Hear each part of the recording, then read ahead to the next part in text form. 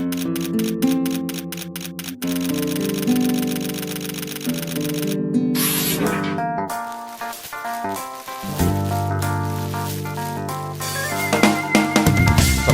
warahmatullahi wabarakatuh. Waalaikumsalam warahmatullahi wabarakatuh. Alhamdulillahirrabbilalamin wa bihi nasta'in wa ala umuri dunya waddin wassalatu wassalamu ala asrofil anbiya'i wal mursalin wa ala alihi wa sahbihi ajmain.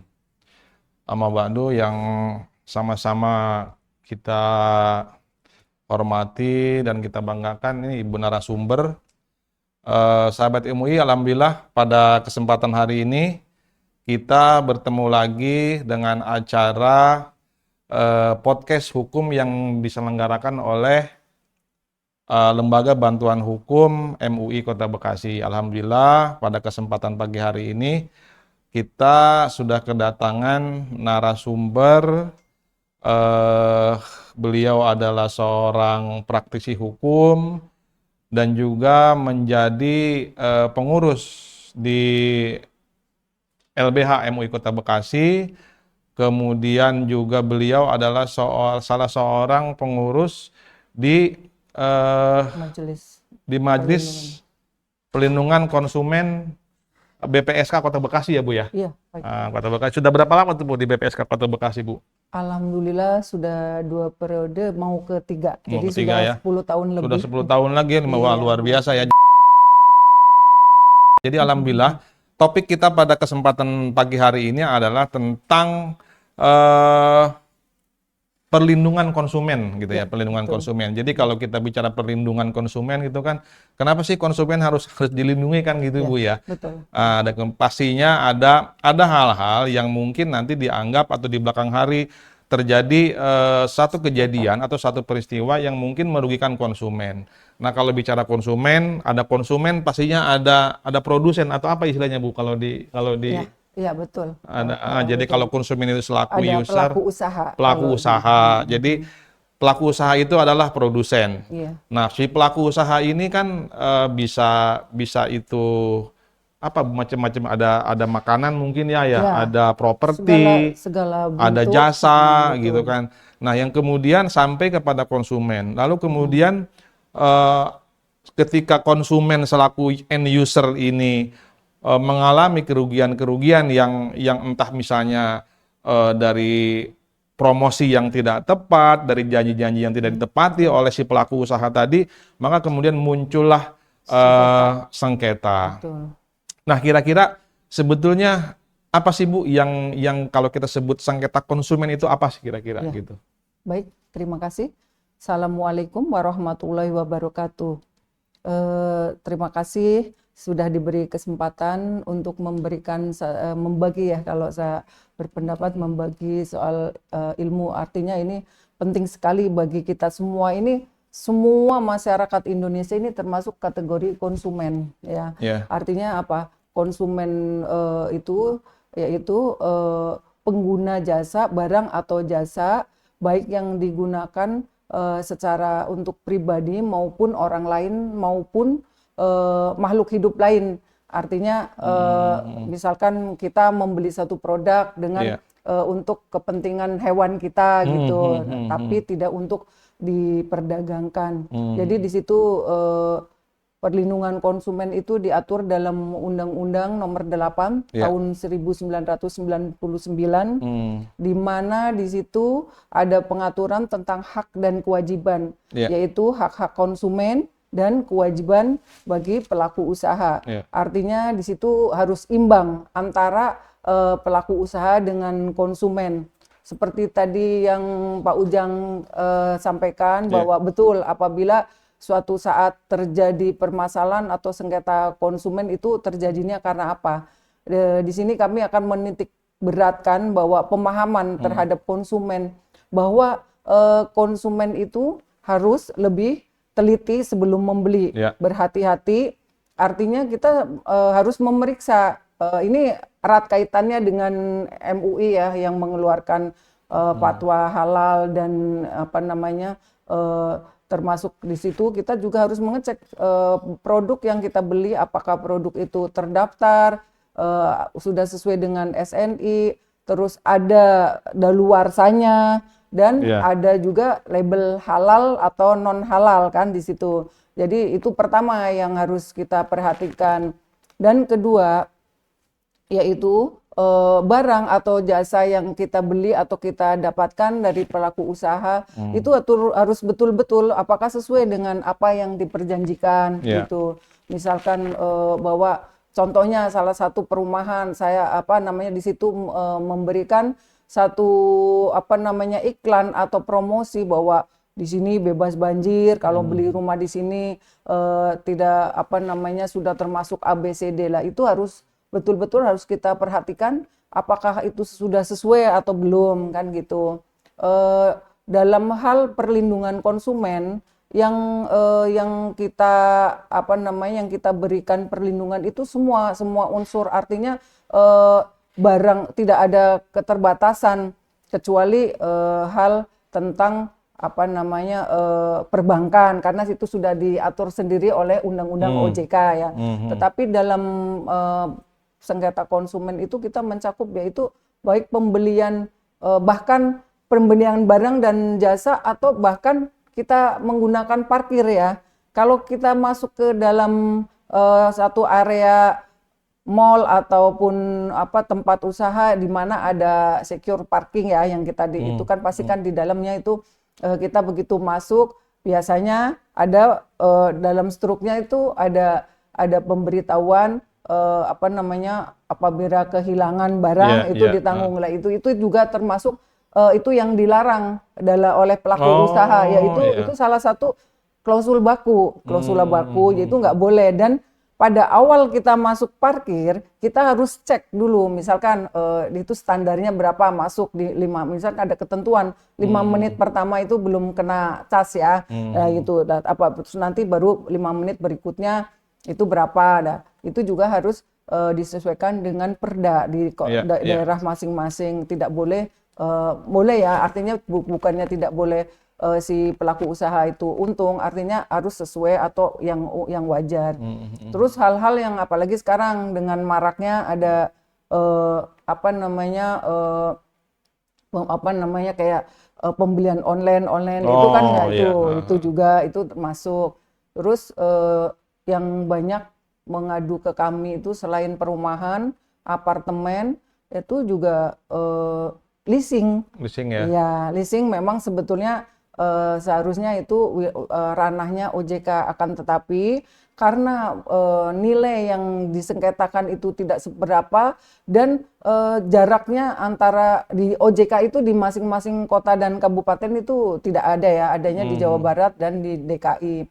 Nah, itu yang jadi kendala masyarakat, makanya masyarakat ada yang mengadu ke BPSK. Artinya BPSK itu adalah mandatori Undang-Undang Nomor 8 Tahun 99 untuk melaksanakan penyelesaian sengketa konsumen. Itu penyelesaian sengketa konsumen di mana di situ ada beberapa metode yang akan dilakukan oleh BPSK, baik secara mediasi, terus arbitrase dan gitu, maupun konsiliasi, yaitu nanti kesepakatan para pihak. Jadi di BPSK itu metodenya itu win-win solution, artinya kesepakatan para pihak. Artinya BPSK itu sebagai mandatori undang-undang, walaupun di situ judulnya sebagai Badan Penyelesaian Perlindungan Konsumen, akan tetapi tetap dalam penyelesaian itu harus objektif. Artinya objektif ya berdasarkan apa yang disengketakan, ya kita tidak boleh memihak, karena kita juga kan harus mengedepankan selain konsumen juga kan pelaku usaha juga kan. Nanti kalau kita selalu condong kepada konsumen, pelaku usaha kabur kan, itu nggak bagus juga ya buat ini di investasi investasi ya, nanti pada enggan kayak gitu. Jadi ada apabila ada sengketa-sengketa yang terjadi antara konsumen dengan pelaku usaha, bisa diajukan atau dilakukan pelaporan ke BPSK. Tentu saja lebih dahulu diadakan secara pribadi, baik mediasi maupun gitu. Nanti setelah para pihak itu secara pribadi, secara personal sudah melakukan upaya-upaya mediasi atau yang lainnya, akan tetapi tidak ada kesepakatan, nah, boleh konsumen mengajukan ke BPSK. Kalau di Kota Bekasi adanya di Kompleks Pemda. Baik, Pemda Itu ya. ya. Oke, luar biasa nih para sahabat MUI TV. Eh, kita sudah mendapat pencerahan bahwa inti dari apa yang disampaikan oleh Ibu Susi tadi, bahwa kita sebagai konsumen itu harus cerdas ya. Harus cerdas dalam menggunakan satu produk dari pelaku unit usaha. Apakah itu makanan atau properti, atau tadi misalnya Parkir. ketika kita datang ke satu perkantoran atau mau ada parkir kan gitu Bu ya. Betul. Jadi itu tidak semata-mata menjadi tanggung jawab kita kalau ada kehilangan ya. Betul, Artinya petugas parkir juga atau pengelola parkir harus bertanggung jawab dong gitu kan, karena itu area dia, Betul. area yang menjadi bagian daripada layanan jasa parkir Ya, kan gitu kewajiban. kira-kira kewajiban. Ya. Nah, baik sahabat MUI TV, ini luar biasa. Kemudian ketika terjadi satu permasalahan, sebetulnya siapa sih yang seringkali dirugikan gitu? Apakah pihak pelaku usaha atau si konsumen itu sendiri? Ya. Nah, kemudian tadi sudah sedikit disinggung ada beberapa perkara yang katakanlah kalau terjadi sengketa konsumen itu ada satu mandatori undang-undang tadi, Ya. yaitu ada di BPSK ya. Jadi ada Betul. BPSK.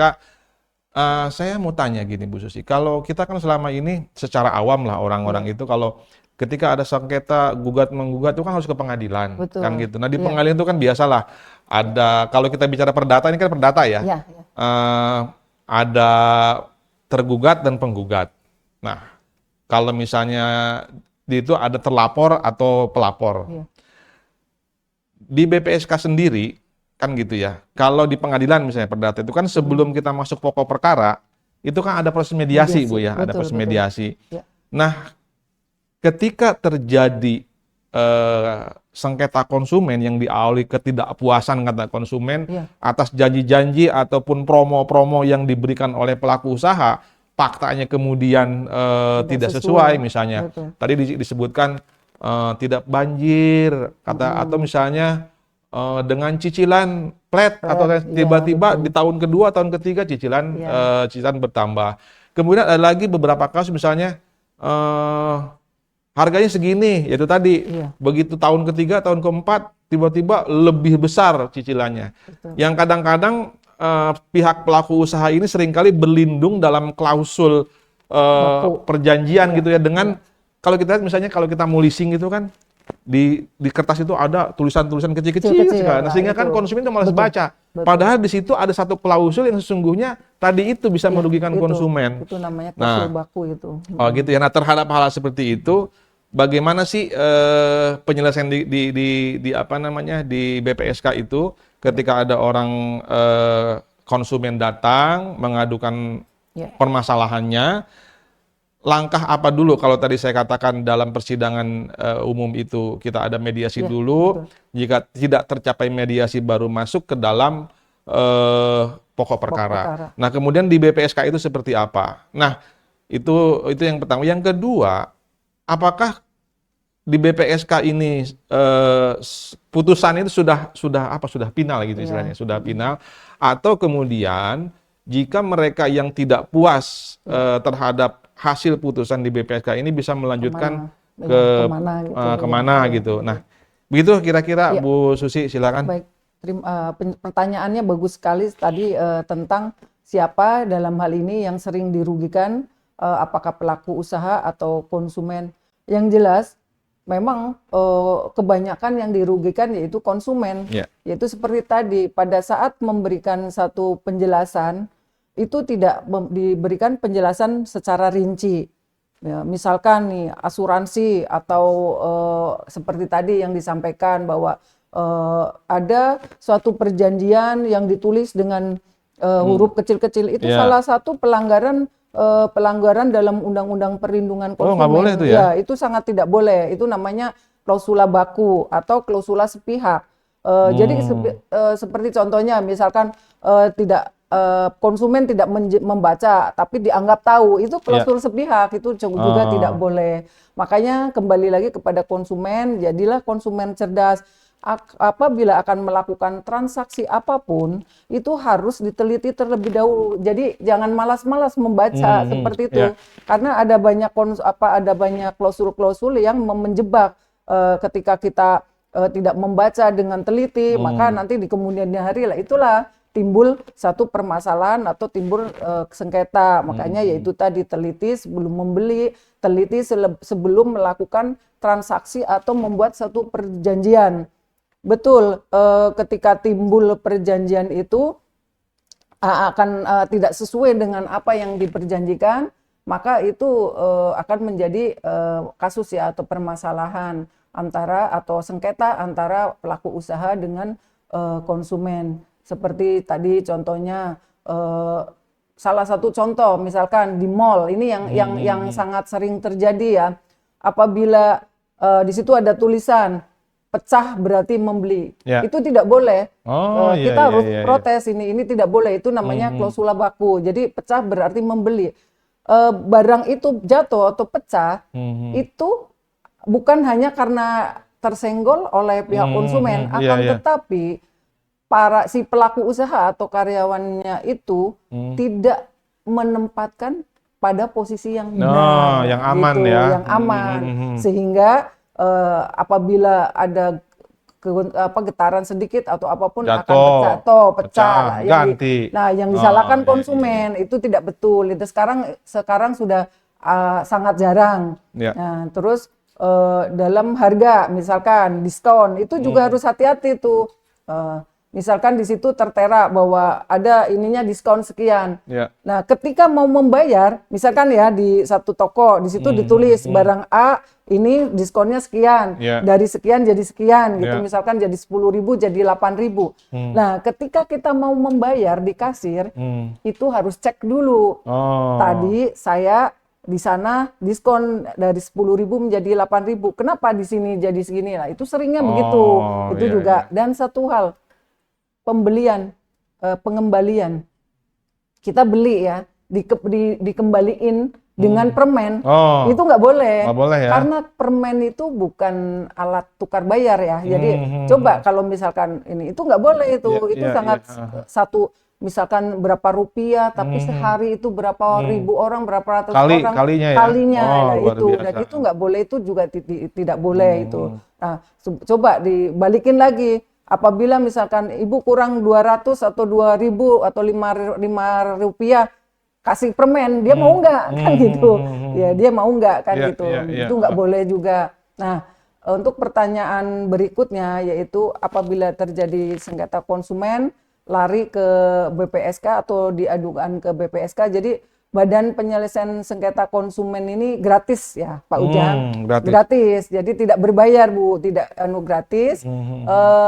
Maka seperti tadi pola-pola atau cara-cara pengaduannya hampir sama dengan pengadilan negeri atau peradilan umum. Tentu saja di dalam peradilan umum itu ada mediasi, di BPSK pun begitu. Makanya ada 3 pilihan, yaitu mediasi, konsiliasi, dan arbitrase. Nah, mediasi itu para pihak yang aktif untuk menyelesaikan, kami hanya menjembatanin atau kami hanya menengahin. Konsiliasi juga lebih kurang sama, cuman kadang-kadang kami ya memberikan satu masukan, atau misalkan ada minta ganti rugi sekian, kita kasihlah gambaran. Kalau pelaku usaha keberatan, konsumen keberatan, kita kasih masukan, coba kalau sekian, yaitu penengah ya, hampir sama konsiliasi dengan mediasi. Jadi itu wajib di awal. Wajib ya. Karena memang BPSK itu polanya win-win solution dan kesepakatan para pihak.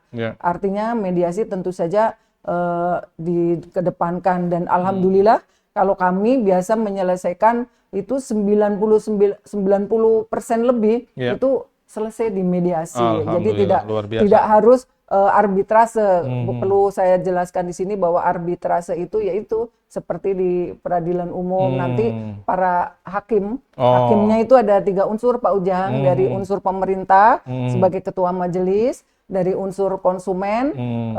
anggota majelisnya, dan dari unsur pelaku usaha. Oh, oke. Jadi ketika ada apa namanya langkah arbitrase itu menghasilkan putusan. Iya. Nah, putusannya itu sebetulnya inkrah apa namanya, tapi tidak bisa eksekusi, Oh, tidak iya. eksekutor kan gitu, karena memang itu undang-undang yang mengatur demikian. Apabila ada keberatan para pihak dengan putusan BPSK, maka bisa diajukan keberatan. Atau bahasanya kalau di BPSK keberatan atau setara dengan banding. Banding ya. Nah, dilakukannya di pengadilan negeri Oh, kelas iya, 1 iya, iya. gitu, apa namanya, tingkat pertama pengadilan negeri. Dalam hal ini kalau di Bekasi ya berarti pengadilan negeri Bekasi. Iya. Jadi begitu keberatannya bisa dilakukan iya. di pengadilan negeri Bekasi. Gitu, Wah, Pak ya Ujang. luar biasa, sahabat MUI TV, kita semakin dalam, semakin jauh nih mengenal tentang sengketa yang sesungguhnya itu melindungi konsumen ya, artinya perlindungan konsumen. Karena undang-undangnya itu undang-undang perlindungan konsumen, Bu ya. Betul. Yang kemudian dimandatorikan kepada kalau lembaganya itu ada BPSK. BPSK. Ada beberapa pesan tadi dari Ibu Susi kepada kita semua selaku konsumen gitu. Yang pertama itu hati-hati dengan klausul sepihak tadi, Bu ya. Iya, betul. Jadi harus rajin-rajin membaca nih, rajin-rajin membaca. Mbak Papa misalnya kalau beli apa-apa, mau beli motor, harus diteliti dulu tuh Mbak Papa tuh ya.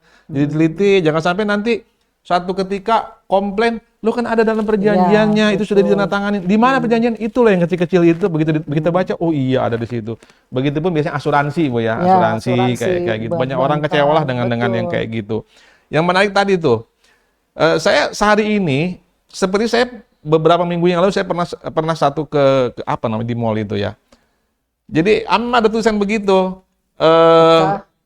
apa membuka berarti membeli, ya. atau misalnya pecah berarti membeli. Oh berarti itu nggak boleh, Bu ya? Tidak boleh, itu Oh, klausul luar baku biasa yang tuh. sangat dilarang itu. Sangat Itu dilarang tuh. melanggar undang-undang Jadi perlindungan konsumen. kalau kadang-kadang kita itu ada barang-barang yang kadang pecah belah gitu, yang di rak itu di pinggir gitu. Kalau kita, itu. terutama ibu-ibu nih kalau cewek-cewek bawa tas gitu, begitu dia muter kesenggol tuh barang kan jatuh, Iya. harus bayar ya. Iya, Padahal harus dia mengganti. sendiri sebetulnya tidak safety kan kalau barang itu. Cara meletakkannya itu tidak tepat atau tidak aman. Ya, gitu. oke tadi pesannya juga jadi teliti sebelum membeli atau teliti sebelum apa tadi, Bu? Melakukan perjanjian melakukan atau melakukan perjanjian. transaksi apapun, Iya. jual beli atau melakukan kredit, akad Ya. kredit gitu, baik Jadi misalkan pintar-pintar lah cari Iya. leasingnya, cari apanya kan gitu. Syukur-syukur sih udah beli cash aja lah kan gitu. Sangat menarik tadi dalam penyelesaian sengketa di BPSK itu ada proses mediasi, ada proses konsiliasi dan arbitrase. Tapi memang itu seperti sudah disampaikan oleh Bu Susi bahwa hampir 90% penyelesaiannya tidak harus masuk arbitrasi ya. betul. Karena tadi itu bahwa pada prinsipnya BPSK ini win-win solution Win-win ya, solution, baik untuk si betul. pelaku usahanya maupun untuk konsumennya. Sehingga tidak perlu terjadi sampai tadi istilahnya banding ya. Iya, Kalau arbitrasi betul. itu banding atau masuk ke dalam proses peradilan di peradilan umum Iya, tingkat kita selanjutnya. di kotanya masing-masing. Iya. Oke, luar biasa. Kemudian begini, Bu Susi ini kan aktif juga di lembaga hukum dan HAM di MUI, juga bagian dari anggota LBH, bahkan pengurus kan gitu.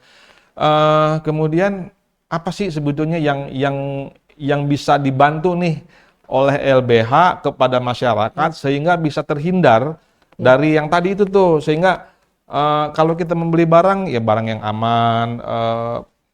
Misalnya memberi properti juga tidak terjadi sengketa di kemudian hari.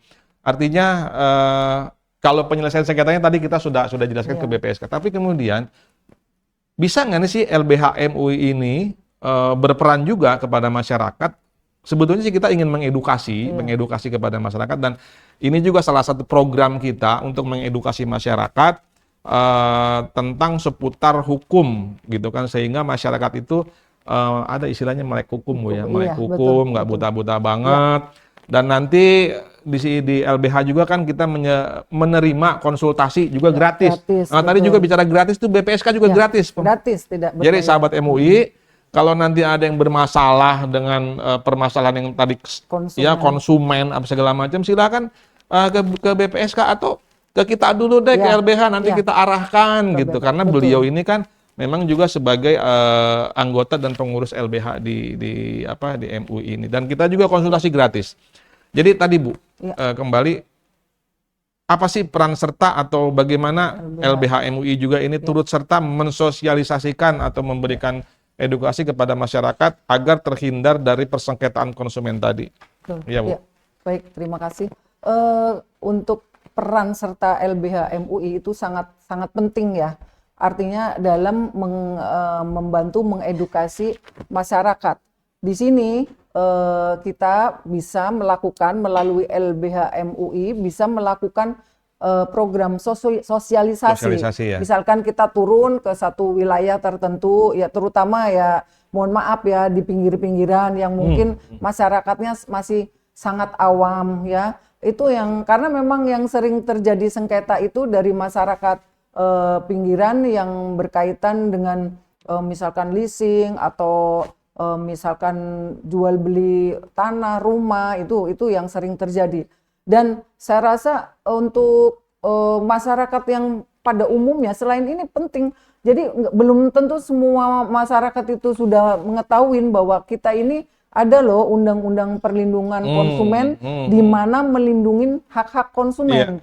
Begitulah. Itulah peran di situ LBH MUI harus berperan, apalagi dengan di sini tempatnya ya membuat satu fatwa halal kan gitu. Karena yang utama tadi di awal saya sampaikan bahwa ketika membeli itu jangan sampai kita terkecoh dengan produk yang ditawarkan, kita tidak ngecek expiry date-nya kapan, terus daluarsanya kapan, ataupun ini sudah sesuai nggak, ada indikasi kandungan-kandungan yang misalkan mohon maaf minyak babi atau apa yang itu kan termasuk yang tidak boleh ya, atau non halal. Lah itu non halal. Lah itu yang perlu kita sampaikan kepada masyarakat. Jadi produk-produk tertentu yang non halal, yang halal, yang mana yang bisa kita konsumsi dengan aman, yaitu salah satunya seperti itu. Dan untuk yang lainnya tentu saja yaitu tadi untuk menghindarin terjadinya sengketa konsumen, selain untuk menjadi konsumen cerdas, untuk menghindarin sengketa konsumen yaitu